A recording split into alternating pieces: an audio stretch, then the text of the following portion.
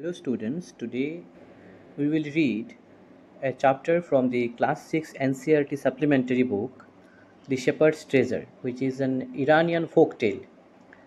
আজকে আমরা class 6 NCERT supplementary বুকের একটি গল্প দি শেপার্ডস ট্রেজার, যেটি একটি ইরানিয়ান ফোক টেল, একটি ইরানিয়ান লোককথা, সেটি পড়ব।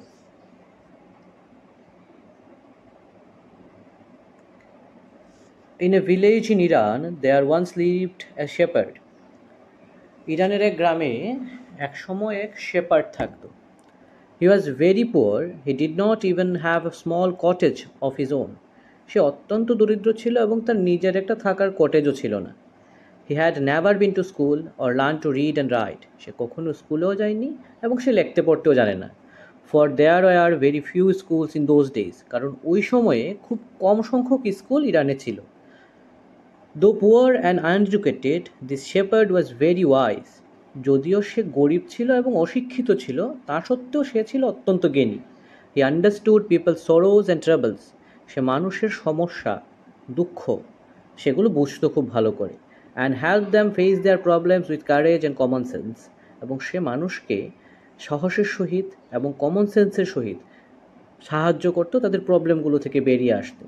Many people came to him for advice. প্রচুর মানুষ তার কাছে আসতো অ্যাডভাইস নেওয়ার জন্য, উপদেশ নেওয়ার জন্য। Soon he became famous for his wisdom and friendly nature. এবং সময়ের সাথে সাথে সে পরিচিত হয়ে ওঠে সবার কাছে তার জ্ঞানের জন্য এবং বন্ধুত্বপূর্ণ আচরণের জন্য। The king of that country heard about him and thought of meeting him. তো ইরানের যে রাজা, সেই রাজা শুনলেন ওর সম্পর্কে এবং চিন্তা করলেন যে উনি ওর সাথে দেখা করবেন। Disguised as a shepherd and riding on a mule, one day the king came to the cave where the wise shepherd lived.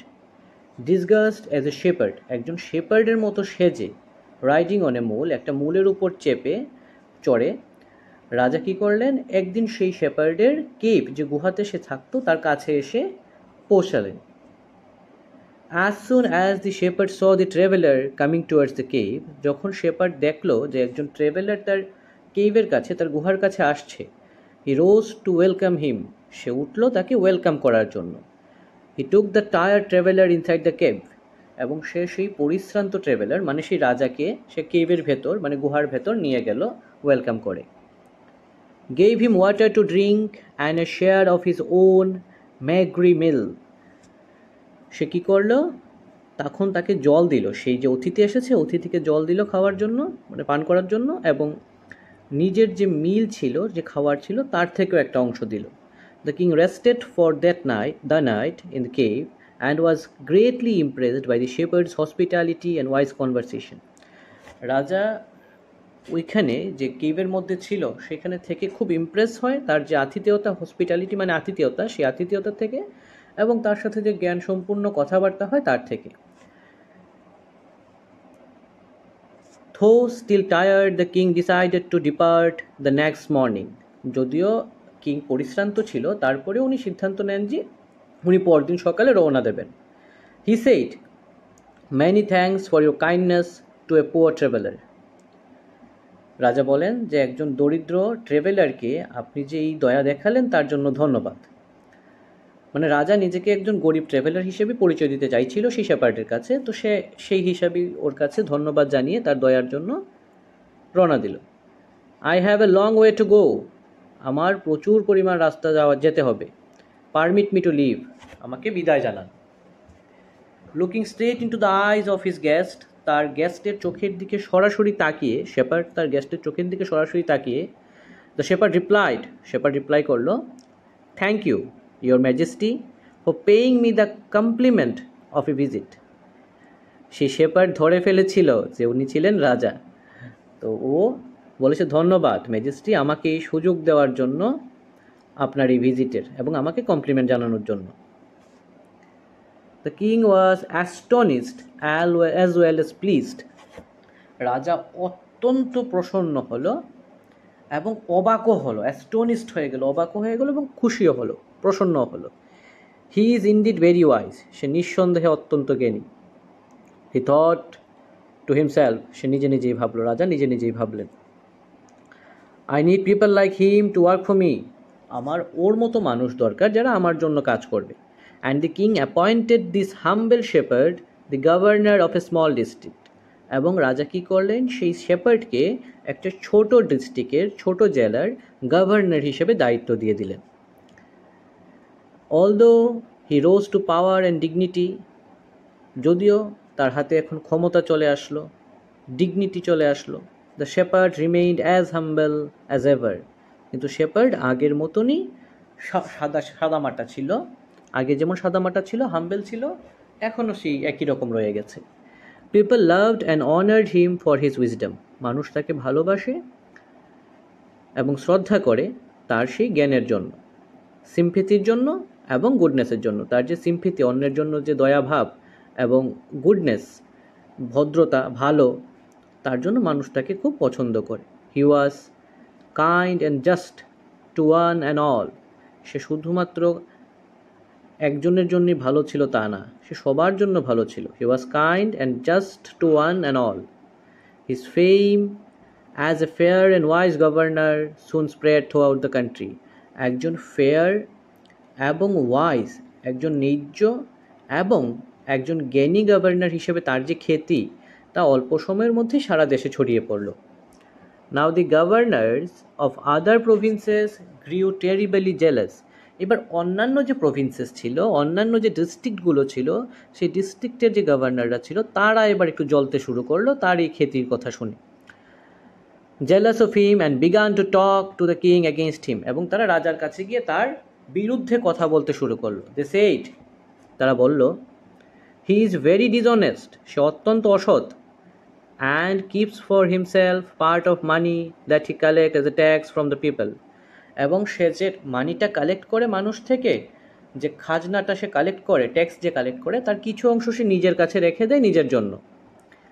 Why did he always carry with him he dead an iron chest, কেন সে সবসময় তার সাথে একটা iron chest carry করে।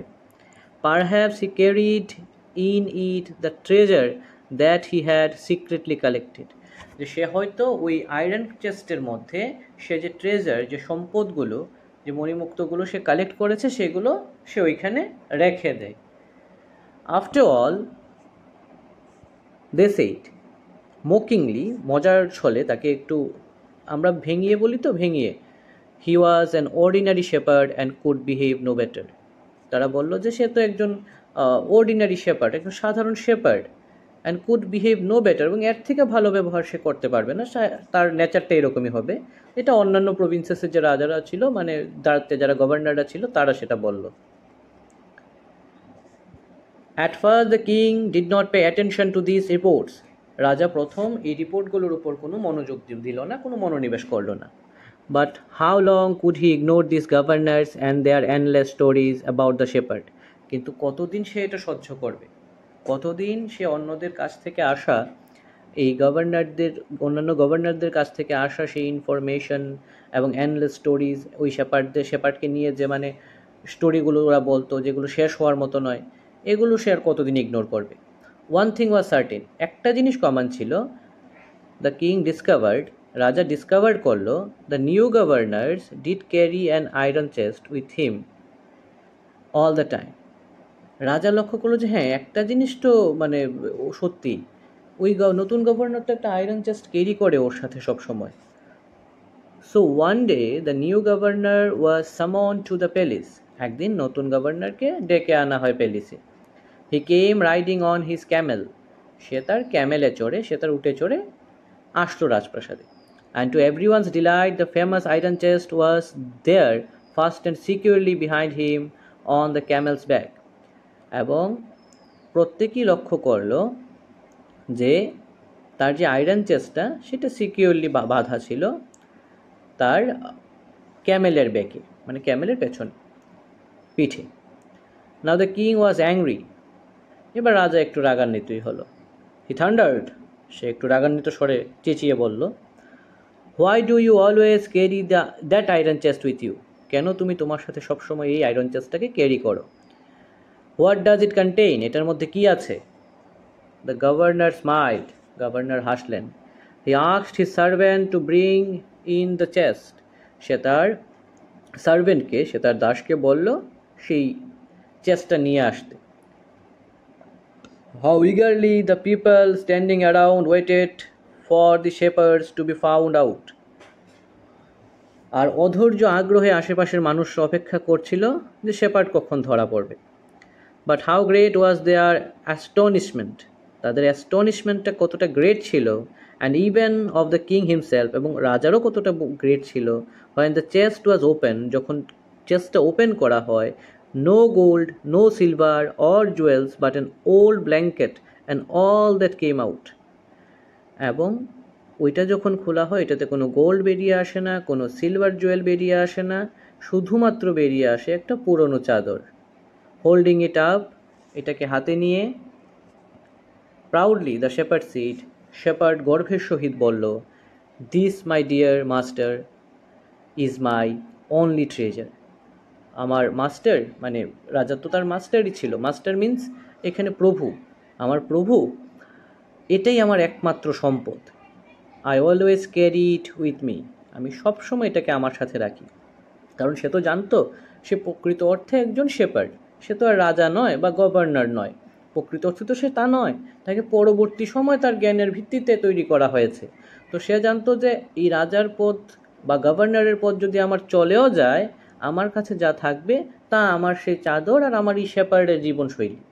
তো সে তার যে চাদর, সেই ওল্ড চাদরটাকেই সে তারই আয়রন চেস্টের মধ্যে রাখতো, কারণ এটাই ছিল তার সব থেকে মূল্যবান সম্পদ। But why do you carry such an ordinary blanket with you, তুমি এত একটা সাধারণ ব্ল্যাঙ্কেট তোমার সাথে ক্যারি করছো কেন? Surely you are the governor of a district, হ্যাঁ নিঃসন্দেহে তুমি একজন গভর্নর একটা ডিস্ট্রিক্টের, তুমি কেনই ক্যারি করতে যাচ্ছ এটাকে?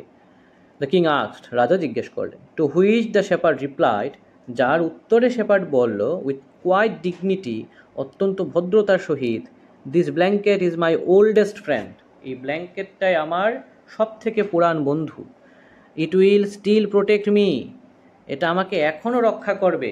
ইফ অ্যাট এনি টাইম, যদি কখনো, your majesty should wish to take away my new cloaks, যদি ম্যাজেস্ট্রি মানে আমার প্রভু যদি আমার থেকে আমার নতুন পথ ছিনিয়ে নিতে চান, এটা কিন্তু আমাকে রক্ষা করবে না। How please the king was, রাজা কতটা প্লিজড হয়েছিল এই কথাটা শুনে, রাজা অত্যন্ত খুশি হয়েছিল এই কথাটা শুনে।